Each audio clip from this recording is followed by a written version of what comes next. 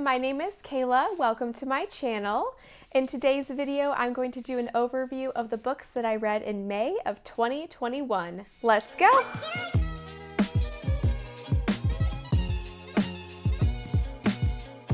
Here are the 4 books that I finished in May. My overview of the books may have some spoilers, so beware if you haven't read them yet. The first book that I read is Axios End by Lindsay Ellis. I only read this book because it was written by Lindsay Ellis. I wanted to support her and I was curious about what she had written. I don't think I am really qualified to say whether this book was good or not, just because simply it wasn't my type. I'm not into sci-fi or like aliens or like first contact type stories or like conspiracy theories or anything like that. So this book was not written for my type of audience. So her alien world building and relationship building between the aliens was really interesting and in-depth, but at the same time I was bored by it, just because I don't care for sci-fi or aliens. So I had gathered from some reviews on Goodreads that there was a bit of a romantic relationship between Cora and Ampersand. And so knowing from the Goodreads reviews that she before had written some like Transformers fan fiction, so it didn't really surprise me when I was reading through it that that was kind of leaning towards that way. But I don't know if I would have, if I wouldn't have read the reviews before, I don't know if I would have caught on to like the romantic aspect of their relationship. Like for me, it just kind of felt like a close friendship bond. I don't know, but then at the end you learn that Ampersand had done some sort of like fusion bonding on them. So I'm not really sure where that's leading in the next books. Although I probably won't find out because I don't know if I'll be continuing to read the series. So this is why I try not to read like reviews or synopsises of books. I don't know, I feel like they sway my opinion and they make me go into reading a book with a bias. But even after reading the reviews first and then reading the book, it doesn't really change the fact that this type of book genre just isn't for me. I definitely respect Lindsay for getting her book written and published, and I'm super happy for her in that aspect. You know, maybe if somebody's into sci-fi, they would be really into the book. But for me, it just wasn't really my type of book. The second book that I read this month was Eleanor, Oliphant is Completely Fine by Gail, Honeyman. So I started this book out not really being sure how I felt about Eleanor. She was just off-putting and not really a likable character at the start of the book, but kind of as the book moved on, at least for me, I got used to her and got used to her brashness, and you kind of like learned why she was the way she was. And for me, I really did grow to love her. So for her, like, she was just kind of off. So like the example of her inner dialogue, like regarding one of her coworkers, in her spare time makes hideous jewelry, which then she sells to idiots. So she's very blunt and just rude, and she was like this throughout the entire book. So on the other hand with the book, my favorite character from it was definitely Raymond. And really thinking about it, I think he really might just be one of my favorite male book characters. I was very surprised. He was just so genuine. And because of that, I just really couldn't help but love him. I really do wish that more authors would write characters like Raymond. He was just such a good person, and he was just super normal.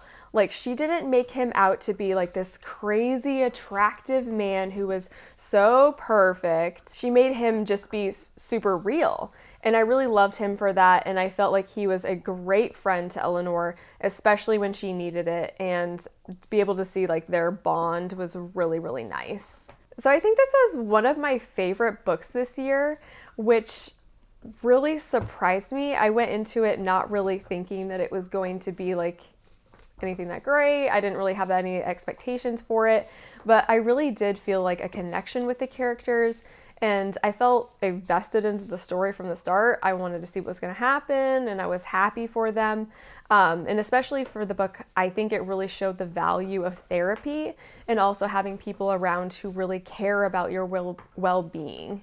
The third book that I read this month was The Song of Achilles by Madeline Miller. So this book was my absolute favorite. Hands down, I think it is my favorite book that I've ever read.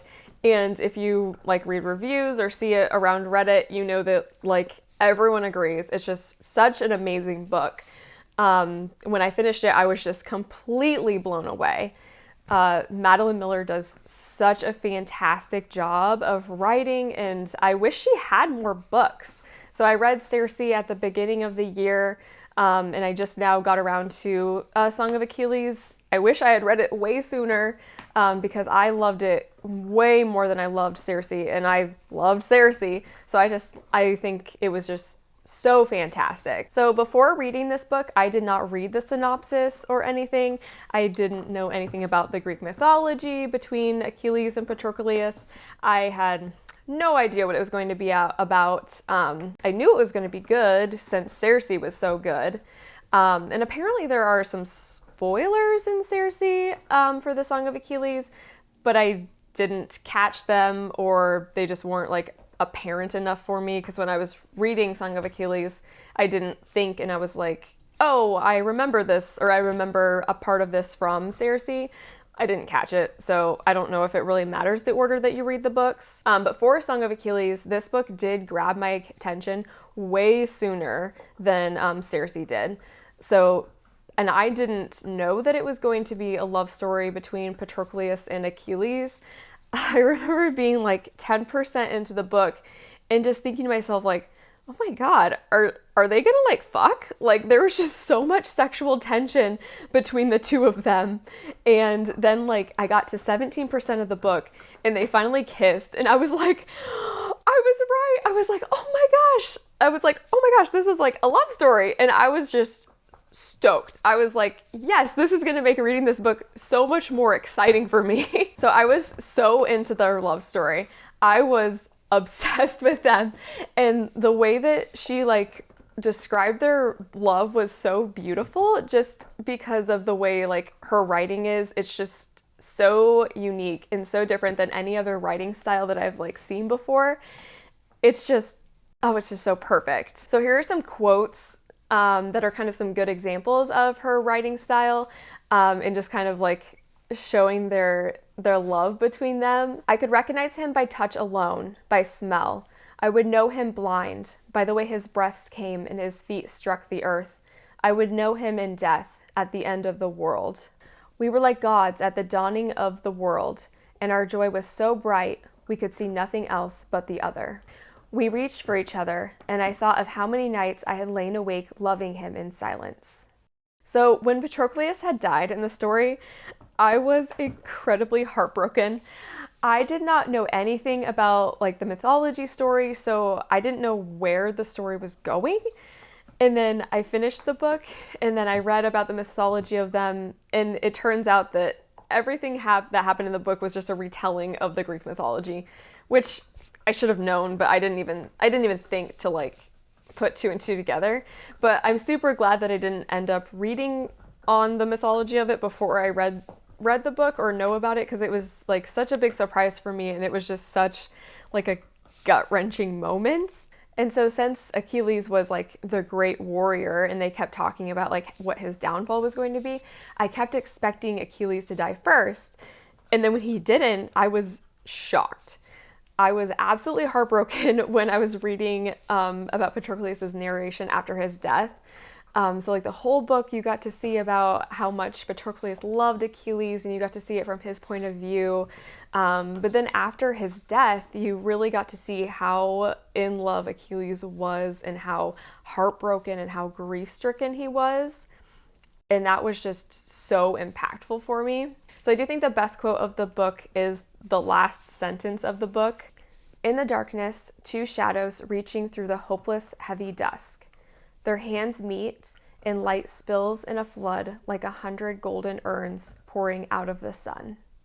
The fourth book that I read this month was Dragonfly and Amber by Diana Gabaldon. So this is the second book in the Outlander series. I am currently working on reading one book in the series a month to hopefully finish the series by the end of the year. The second book of this series was such a letdown after the first. I could not put the first one down. I was super into it. I loved it.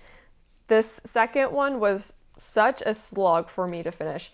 I was rushing to finish it because it was like the end of the month and I wanted to stick to my one book a month, and I barely finished it with enough time because I kept trying to finish it, and I was like, this sucks, I don't want to finish it. But I did finish it and I am unimpressed. So I do think that other people probably had the same reaction that I had, because in the version of the book that I read, I thought it was kind of funny when I first started reading it. It basically was the author, like a foreword from the author, defending her decision to base the book starting 20 years into the future, and her basically being like, hey, please keep reading this. Yes, you're reading the second book. This is why I decided to write it 20 years in the future. Please keep reading it.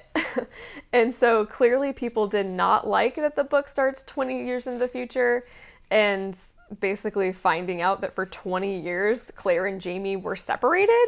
So when I was reading the foreword, she basically ruined the book for me. Like, she basically told me like, hey, this is what's going to happen in this book, but please keep reading it. And so then I started reading it, and at first I was like, this is so stupid. Like, this is a stupid way for her basically like to start the book 20 years into the future, because I know what's going to happen and I know that they're going to get separated. And I'm like, so what's the point in me reading on knowing that they're going to live apart for 20 years and I'm not even going to have them together? And the only reason I like the books is the fact that I like them together. Like, I like their relationship, I like their chemistry. So why do I care about the fact that they got separated for 20 years? Like, because it starts out with her being in her own time, and like, it just made me so mad. And I was like, why would I keep reading this if I'm not even going to get him in the story at all? So once you get past like the first few chapters, the author takes you back in time 20 years to where they're together, and you kind of like get to have like the lead up to how she went back in time. So I do have to say, like, reading the whole book knowing that somehow Claire is going to get sent back, I don't know, but you don't know how. It just made me so anxious the whole time when I was reading it, where I was like, oh my gosh, she's pregnant now. I know she was pregnant when she went back in the future. Is she gonna get sent back? Like, when's she gonna sent back? Oh, this is how it's gonna happen. And like, the whole time I'm just freaking out, being like, okay, when is she gonna get sent back? I don't, like, it was just so stressful for me. And because I kept trying to guess like how it was gonna happen. So in that regard, I do kind of see why she fashioned the book that way, like teasing it in the beginning chapters, being like, haha, they're not together for 20 years. And then like throwing you 20 years in the past, being like, oh no, they're gonna get separated. So basically I'm reading the entire book just waiting for them to get separated. So the vast majority of the book I didn't care for. The whole time when they're, doing their domestic thing or whatever, going to parties, just living, she's helping at the hospital, has a job, they're just kind of hanging out. Like, it wasn't really that interesting. Like, nothing really happened. There were a lot of like politics and stuff like that. And like, I don't know, I just didn't really care for it. So the middle section of the book was way too long. I know she gave us the information, like, because it ended up being important, but damn, it needed to be cut back or condensed in some way. Like, she needed her editors in there just kind of cutting stuff because it was rough. I definitely do not think I could read this book again. I would reread the first one in a heartbeat, but just the way this one was, it was way too boring, and like, even to think about rereading it, I'm just like, However, I would reread the chapter of Claire and Jamie's last moments together again. That was just so good. That made me cry, and like, not even just tear up, like legit cry for them. Like, feeling that emotion, I think, was worth reading the book. But lordy, it was just so drawn out to actually get to that point. So I would definitely read that point again, but the whole thing, like, it was rough. I am hoping that the rest of the series isn't, like, it doesn't slog on so much, but we'll see. I have read 29 out of my 52 books. So thanks for watching, and we will see you next time. Bye!